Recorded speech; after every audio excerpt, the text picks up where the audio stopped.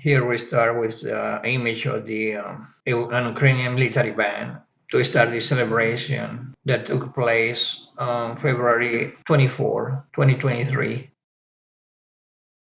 So here in this video, you see the Ukrainians 1 year after celebrating, they started celebrating the 24th of February, the anniversary of the Russian aggression. First thing that you see here in the first videography here is just images of firefighters in Ukraine, how they courageously and with desire to serve just got in those buildings. They have been bombed, they have been rocketed by Kremlin, and they got there just to help their own people.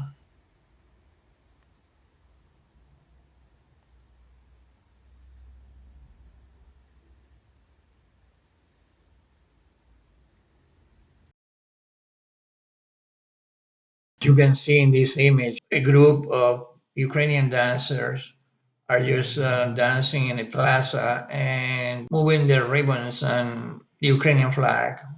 And it's a great spectacle there to see that happening. So they wanted to take all this country back.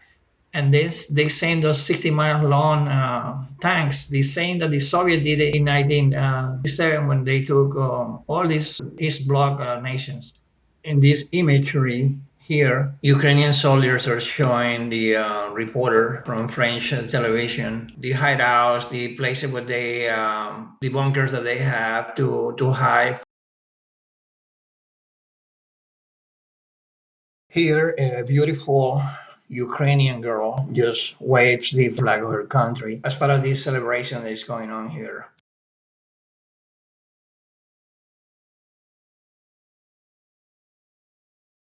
Next here in this reel, President Zelensky is saluting his people and troops.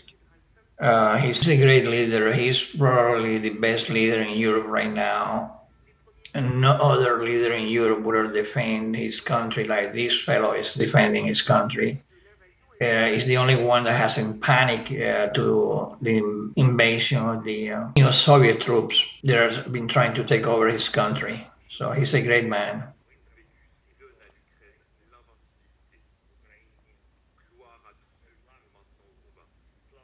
In this reel here, a military band is marching while playing their drums and trumpets.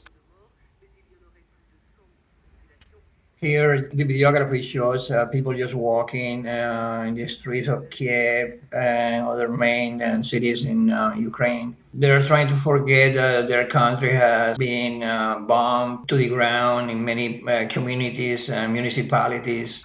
So they're trying to forget this for a fleeting moment.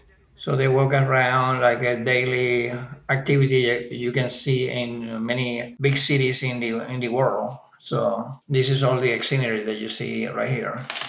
Here, celebrating 1 year of here, continuing celebrating 1 year of the resistance of the Ukrainian to the Russian invasion. This school band is seen beating some drums and playing great music right there. On February 24, 2022, the neo-Soviet Vladimir Putin decided to invade Ukraine and started an attack in this innocent country I haven't done anything to him. But this time he made a tremendous error. He thought that Ukraine would panic. He thought that because Volodymyr Zelensky used to be a comedian, Putin thought that this guy was a payaso, a joker, that he would panic and deliver the country in his hands without putting any opposition like the former Soviet republics did. No, they just panicked when they saw a bunch of tanks coming in. And in those days, the Soviets didn't have the atomic bomb, the nuclear weapons that they have today. So in that time, they panicked and they just basically surrendered. But in February 24, 2022, Zelensky didn't panic. He immediately decided to confront this new Soviet invasion to his country, and he started to fight back. And this is what the Ukrainians are celebrating today, the courage that their country has demonstrated to the whole world, confronting communism. and he had taken Crimea in 2014, and he kept it. And the Ukrainians wanted to take that big piece of land back, and they have been resisting them because they wanted to take after. Putin to Crimea, he wanted to take Donbass. He wanted to take the whole Ukraine, but he started little by little taking all the land that was closer, all these cities and land that was closer to the Black Sea, where he had a big fleet. And he had pretty Navy dominance in the Black Sea. I will take over the country without having to get one shot from the Ukrainians. And he was so mistaken. He before those tanks came to Kiev, the capital of Ukraine, the Ukrainians attacked the convoy, this military convoy, which, by the way, had many of them had the Soviet flag. So this is Putin today. The Europeans, they thought that Putin is a conservative, but he's not. He's an old Bolshevik. He was Marxist-Leninist. He was a military officer operating in Germany, KGB, and he always had been that, and he always will be that. He got rid